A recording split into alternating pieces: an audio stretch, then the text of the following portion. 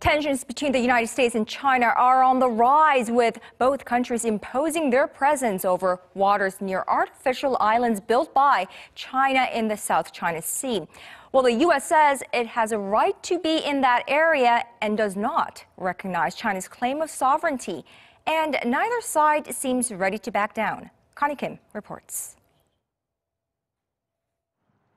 A top U.S. defense official says freedom of navigation operations by the United States should not be viewed as a threat to any nation after the U.S. challenged China's claims to artificial islands it's building in the South China Sea.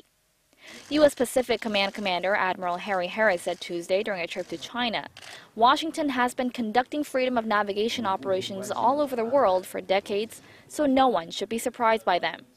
He also reiterated that the U.S. takes no position on competing sovereignty claims to land features in the area.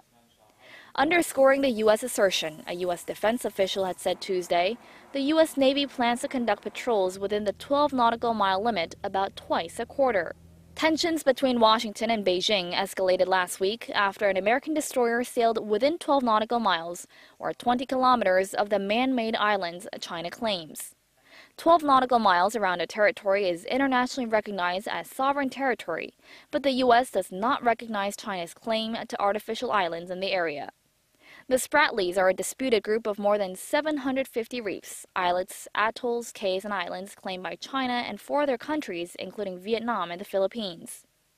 Beijing has so far held firm on its stance, saying it'll never allow any country to violate its territorial waters and airspace in the area.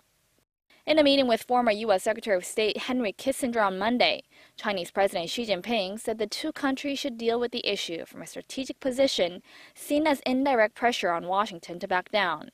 In an apparent response to the U.S. challenge, China's Navy reportedly sent fighter jets over the Spratlys on Friday after the U.S. sailed by. Retired Chinese General Xu Guangyu noted that it's the minimum level of response China should have, or it'll fall short of public expectations. Connie Kim, Arirang News.